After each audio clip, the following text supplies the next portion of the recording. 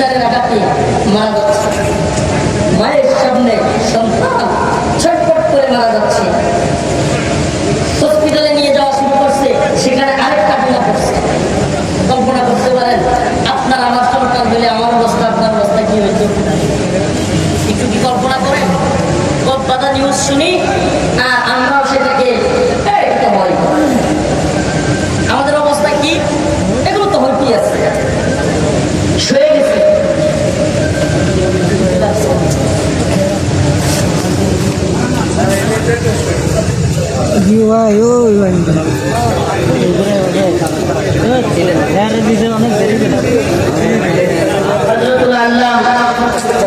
জুনায়েদ আল হাবিব দামাত বরকাতুহু চলে আসছেন।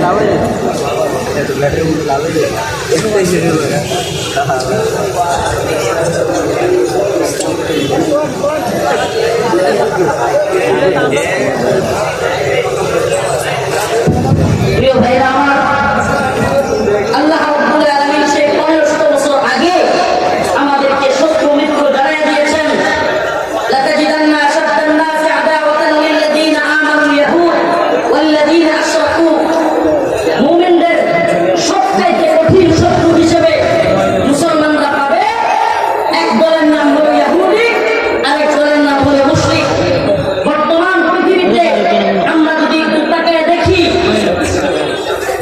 পুরো পৃথিবীতে মুসলিম উম্মার উপর সবচেয়ে বেশি নির্যাতন সারা। আরেকটা জায়গার নাম হলো কাশ্মীর, ভুলে গেছেন আপনারা? ফিলিস্তিনের আড়ালে কাশ্মীরকে ভুলে যাচ্ছেন। গোটা পৃথিবীতে সবচাইতে নির্যাতিত নিপীড়িত আরেকটা জায়গার নাম কি? কাশ্মীর। পৃথিবীর সবচাইতে বেশি সামরিক শাসিত অঞ্চলের নাম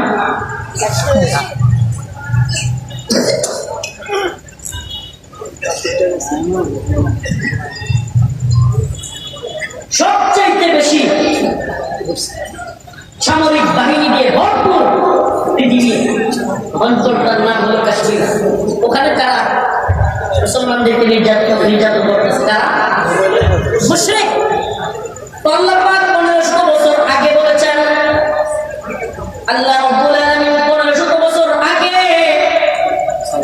দুটা সম্প্রদায়ের নাম বলেছেন। মুমিনদের কঠিন শত্রু হিসেবে মুমিনরা যাদেরকে পাবে তাদের একটা হলো ইহুদি, আরেকটা হলো মুশরিক। আজকে আমরা মিলায় দেখি, পৃথিবীতে সবচাইতে বেশি মুসলমানদেরকে নির্যাতন করতেছে একটা জায়গা হলো ফিলিস্তিন, আরেকটা জায়গা হলো কাশ্মীর।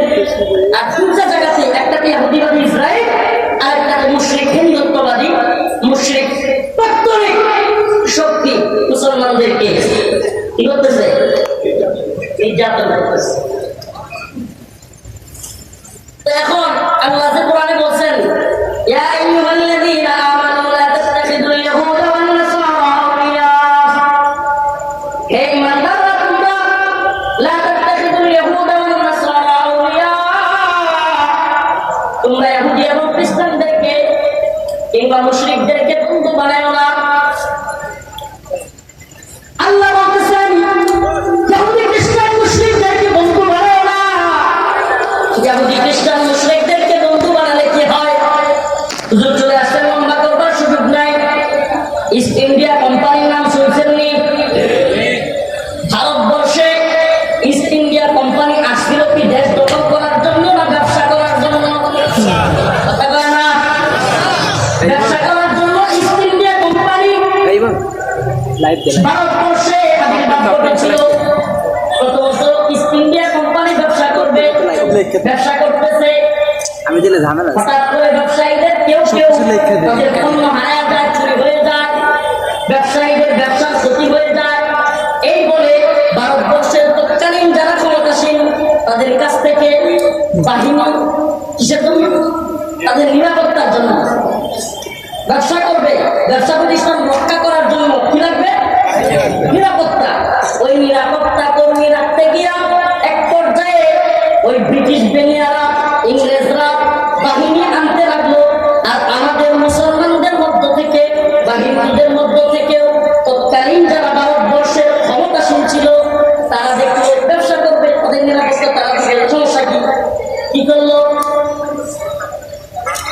আমাদেরকে বাহিনী আনতে দিল, বাহিনী এসে কি করলো, ব্যবসায় করলো, নাকি যখন দেখলো ফিরে ভারতের যেই বাহিনী, সেই বাহিনীর চাইতে তো আঙ্গুর বাহিনী শক্তিশালী।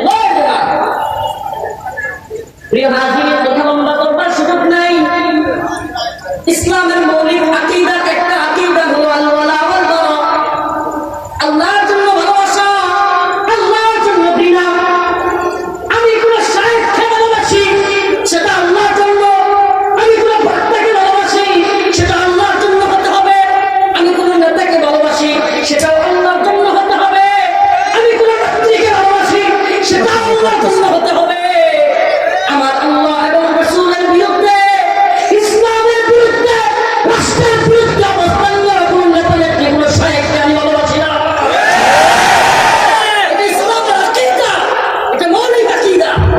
ইস্ট ইন্ডিয়া কোম্পানি যদি ব্যবসা করবার সুরতে ভারতবর্ষে আইসা দেশ দখল করতে পারে, ইন্ডিয়ার পত্তলিক দাদাবাবুরা আমাদের দেশে ট্রেন নিয়ে ঢুকেও দেশ দখল করতে পারে না। এখন না পারে, কি পারে না? অমুসলিম যুবকেরা, তোমাদের চিৎকারের জন্য কথাগুলো বলছি না, তোমরা একটু জজবা দেখাবে জন্য বলতেছি না। আমরা জানি এই জজবার দৌড় কত বেশি, কত দূর যাবে, কিন্তু তোমাদেরকে সচেতন করার দায়িত্ব আমাদের। আমরা একটা পাম্পে দাঁড়ালে গ্যাস নিতে এত লম্বা লম্বা সিরিয়াল থাকার পরেও হুজুরে গ্যাসটা আগে দিয়ে দে। এক কাপ চা খাওয়াইতে পারলে, একটু ঠান্ডা পানিও খাওয়াইতে পারলে মানুষ অনেক খুশি, একটু মুসাফা করতে পারলে অনেক খুশি। আর যাদেরকে এত সম্মান মানুষ করে, এদেশের মানুষ আলেমদেরকে ভালোবাসে, এই গরমের মধ্যে হাজার হাজার মানুষ আলোচনা শুনে। এজন্য আমাদের দায়বদ্ধতাও অনেক বেশি, দায়িত্ব অনেক বেশি। এই দায়িত্ববোধ থেকে বলতেছি, যে অবস্থা শুরু হয়েছে, ও প্রিয় মুসলিম যুবক সচেতন হও।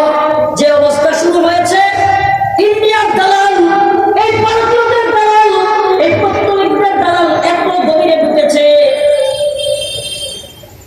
বেশি দিন নয় ফিলিস্তিন কাশ্মীরের আরাকানের অবস্থা বাঙালি মুসলিমদের হওয়া খুব বেশি সময় নাই,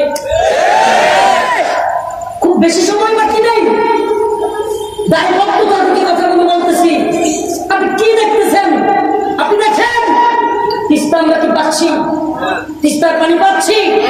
কথা বলা ফারাক্কাবাদ ছেড়ে দিয়ে যখন আমাদের দেশে পানির প্রয়োজন নাই, তখন পানি ছেড়ে দিয়ে সিলেটে রংপুরের মানুষদেরকে, জানোয়ারকেও যেভাবে পানি দিয়ে মানুষ বাসায় না, এইভাবে আমার দেশের মানুষকে বাসায় মেরে ফেলে।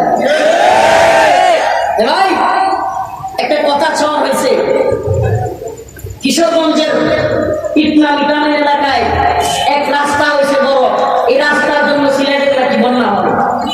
বুয়া কথা নেই, ভারতের কারণে সিলেটে বন্যা। ওই কথা যাতে না ঘটে, এই জন্য ভারতের দালালরা এদেশে বসে বসে এই নিউজগুলো বাইরে দেয়। ভারতের কারণে সিলেটে, আর আমাদের দেশে কোনো বৃষ্টি নেই, এরপরে ভয়াবহ খুব বেশি বৃষ্টি লাগে। ভারত সিলেটে যখন এবার না অনেক বৃষ্টি হয়েছে, কিন্তু সিলেটে কয়েকবার বন্যা হয়ে গেছে। বাংলাদেশে খুব বৃষ্টি হয়েছিল, কেন হয়েছে? আমাদের যখন পানির দরকার নাই, তখন আমাদেরকে পানি দিয়ে কি করে? বাসায় ফেলে। ও ভাই, কথাগুলো খুবই খতরনাক, খুবই বিপজ্জনক। আমরা জানি ভাই, খুবই বিপজ্জনক। নিজের লাইফের রিস্ক আছে, হাতিয়া তুফার জন্য, এই যশ খ্যাতির জন্য, কিংবা একটু স্লোগান করবেন, এই জন্য এই কথাগুলো বলি না। কিন্তু এই জাতিকে সজাগ না করলে আল্লাহর কাছে ধরে খেয়ে যাবো। যেহেতু এই মানুষগুলো আমাদের জন্য বসে থাকে, মানুষগুলো চায় আমাদের মুখ থেকে কিছু কথা শুনবে, সেই দায়বদ্ধতা থেকে, সেই দায়িত্ব থেকে, তাহলে আমাদের জিদ কেটে ফেলবে। এই জন্য কথাগুলো বলতেছি। আমাদের যখন দরকার নাই পানি, তখন আমাদেরকে পানি দিয়ে বাসায় ফেলে, মেরে ফেলে। আর আমাদের জন্য পানির যখন হাহাকার, রংপুরের বিভিন্ন অঞ্চলের মুসলমান মানুষ, যখন রংপুরের মানুষেরা একটু পানির জন্য তাদের ক্ষেত চাষ করতে পারে না, তখন তিস্তার বাঁধ আটকে দিয়া এই অঞ্চলটা মরুভূমি করে। এইটা বন্ধুত্বের নমুনা নাকি? এটা কি বন্ধুত্ব না প্রভুত্ব? এটা কি বন্ধুত্ব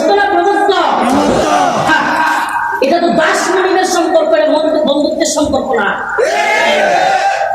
প্রিয় হাজিরিন, প্রিয় হাজিরিন, আমরা কতদিন কথা বলতে পারবো বা আসলেই কথা বলা সম্ভব হবে কিনা এটা আল্লাহ পাকের ইচ্ছা। এই দুনিয়ার কোনো ক্ষমতাসীনদের পরোয়া করে দুনিয়ার ক্ষমতাসীনরা কতটুকু বলতে দিবে কতটুকু বলতে দিবে না এই চিন্তা করে আল্লাহ কখনো কথা বলিনি। কারণ জেলখানায় যখন থেকে হাদিসটা দেখেছি, হাদিসে কুদসি আল্লাহ পাক বলেছেন, হে আমার বান্দা শুনে রাখো, জেনে রাখো, যতদিন আমার ক্ষমতা আছে তোমরা পৃথিবীর কোনো ক্ষমতাসীনকে ভয় করো। বিশ্বাস আছে তো?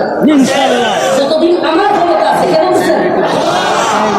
আল্লাহ বলছেন, যতদিন আমার ক্ষমতা আছে ততদিন তোমরা পৃথিবীর কোনো ক্ষমতাসীনকে কি করো না।